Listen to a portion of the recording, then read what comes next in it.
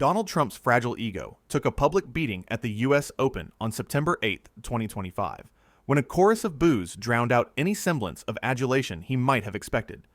The crowd's unmistakable rejection, broadcast at max volume across America's TV screens, shattered his carefully curated image of invincibility.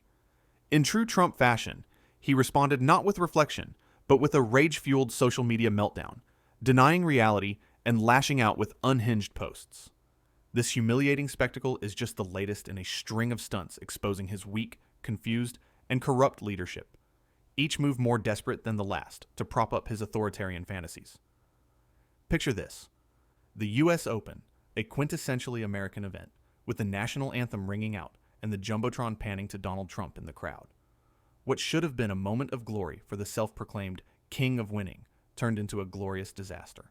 The crowd didn't cheer. They booed, loudly, unmistakably, and with a fervor that echoed through every living room in the nation.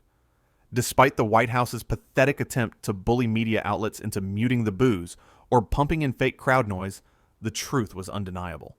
Even ESPN's broadcast, which Trump's team desperately tried to sanitize, couldn't hide the raw disdain from the stands. This wasn't just a moment of embarrassment. It was a national referendum on Trump's leadership, and the verdict was brutal. Trump's response? Predictable, yet somehow more deranged than ever. Taking to his social media platform, he unleashed a torrent of posts through his Rapid Response 47 account, dismissing the boos as fake news and blaming the media's pea-sized brains for succumbing to Trump derangement syndrome. The irony is thicker than his bronzer. A man who claims to champion free speech tried to censor the sound of public dissent. His team's explicit instructions to media outlets, block the boos, fake the cheers, reek of the authoritarian playbook he so admires. It's not just about silencing critics, it's about rewriting reality to soothe his wounded pride. But the boos were too loud, too real, and no amount of digital tantrums could erase them. This wasn't just a bad day for Trump. It was a glaring spotlight on his fragility. A leader secure in their power doesn't melt down over a crowd's disapproval. They don't need to demand media outlets airbrush their public image. Trump's obsession with controlling the narrative betrays a man who knows his grip on power is slipping. The U.S. Open wasn't just a tennis match. It was a public stage where America told Trump exactly what it thinks of him, and he couldn't handle it. While Trump was busy licking his wounds from the U.S. Open fiasco, his administration was quietly stabbing communities like Baltimore in the back. Maryland Governor Wes Moore called him out for slashing $30 million in funding for violence prevention programs in Baltimore and across the state. This wasn't an oversight. It was a deliberate act of neglect from a president who claims to care about public safety, but consistently undermines it. Moore, a governor who's made public safety his top priority, laid bare the hypocrisy. While Trump postures as a tough on-crime savior, his policies gut the very programs that keep communities safe. Moore's takedown was surgical. He highlighted Maryland's historic investments in local law enforcement and technology, which have led to a 10% drop in assaults with deadly weapons in Baltimore, outpacing Washington, D.C.'s results without the need for Trump's theatrical National Guard deployments. Unlike Trump's flashy, ineffective stunts, Baltimore's progress is real, measurable, and community-driven. Homicides, carjackings, and other major crime indicators are down, all without the need for Trump's ego-driven federal surges. Yet, Trump's response to Baltimore's success? Defund the programs making it possible. It's not just incompetence, it's malice dressed up as policy. Trump's obsession with projecting strength over substance is nowhere clearer than in his social media rants. In a post aimed at Chicago, he crowed, "I love the smell of deportations in the morning, and Chicago about to find out why it's called the Department of War." Illinois Governor J.B. Pritzker rightly called this a threat, and he's not alone. The posturing, the performative cruelty, it's all part of Trump's desperate attempt to distract from his failures. By slashing funding for violence prevention while saber-rattling about military crackdowns, Trump reveals his true priority, not safety, but spectacle. He's not fighting crime. He's fighting for headlines. Speaking of spectacles, Trump's latest stunt, rebranding the Department of Defense as the Department of War, is a masterclass in authoritarian showmanship. On September 5th, 2025, he signed an executive order to revive the name used until 1947, claiming it better reflects America's unbelievable history of victory. The move, championed by Defense Secretary Pete Hegseth, is less about policy and more about projecting a cartoonish image of toughness. Trump and Hegseth argue the name defense is too politically correct, insisting war sends a stronger message. But stronger to whom? Certainly not the Pentagon officials fuming over the billion-dollar price tag to change seals, signage, and stationery across 700,000 facilities. This rebrand is peak Trump, a costly, pointless gesture meant to distract from his administration's dysfunction. The Department of Defense was created in 1949 to reflect a modern military focused on national security, not just warfare. Trump's nostalgia for the Department of War ignores its historical context and the complexities of today's geopolitical landscape. It's not about strategy. It's about stroking his ego and pandering to a base that thrives on belligerent rhetoric. As Senator Tammy Duckworth pointed out, this is a wasteful distraction from real military priorities, like supporting service members and their families.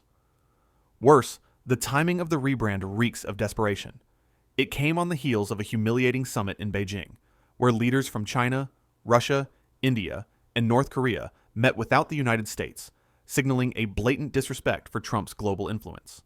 Instead of addressing this diplomatic snub with nuance, Trump doubled down on his tough guy act, declaring war on his own cities and renaming a department to sound more menacing.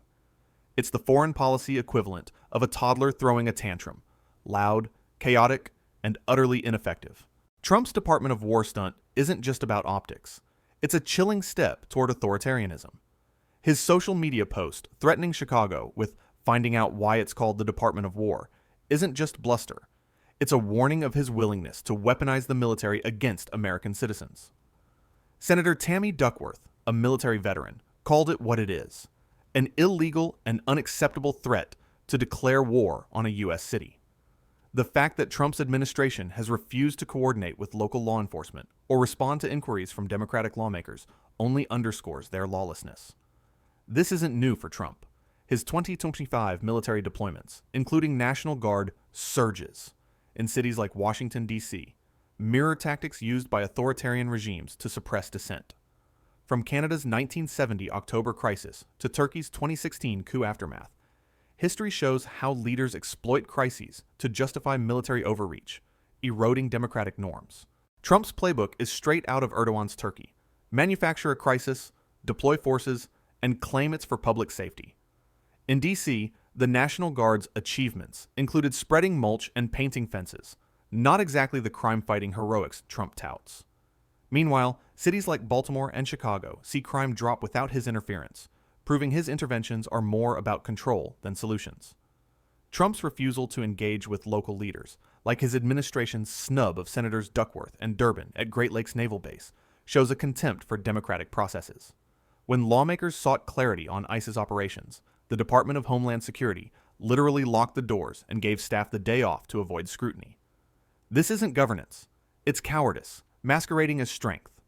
Trump's vision of leadership is a one-man show where dissent is silenced, facts are denied, and the military is a prop for his ego. Perhaps the most galling aspect of Trump's behavior is his hypocrisy on free speech. While conservatives wail about cancel culture and imaginary attacks on their rights, Trump's administration actively suppresses public expression. Ordering media outlets to mute boos at the U.S. Open is a blatant attempt to control the narrative, a move straight out of a dictator's handbook. This is the same man who claims to defend the First Amendment while threatening cities with military force and punishing communities like Baltimore for daring to succeed without his help. The conservative obsession with free speech is a convenient myth, trotted out only when it suits their narrative. When Trump's ego is bruised, suddenly the government's thumb is on the scale, dictating what can be said or heard. The U.S. Open incident isn't just about boos. It's about a president so insecure he can't tolerate criticism, even from a crowd of sports fans. His administration's efforts to rewrite reality, whether through fake crowd noise or rebranding the Pentagon, reveal a man obsessed with image over substance, control over democracy. Every move Trump makes is a deflection from his failures. The U.S. Open boos? Blame the media. Baltimore's success without his help? Cut their funding. A humiliating snub from authoritarian leaders in Beijing? Rename the Defense Department and threaten Chicago. This is a presidency built on distraction, where every crisis is an opportunity to change the subject. When Epstein victims held an emotional press conference, Trump didn't engage with their pain. He pivoted to saber-rattling about ICE deployments. When global leaders signal America's declining influence, he responds with a rebrand that costs billions but achieves nothing. Trump's leadership is a house of cards, propped up by lies and bravado. His claim that the U.S. never fought to win. Since World War II is not only false, but an insult to the service members who fought in Korea, Vietnam, Iraq, and Afghanistan. His rebranding of the Defense Department as the Department of War isn't about honoring history. It's about glorifying a fantasy of unchecked power. And his rage posting after the U.S. Open isn't just a tantrum. It's a window into a mind incapable of handling reality.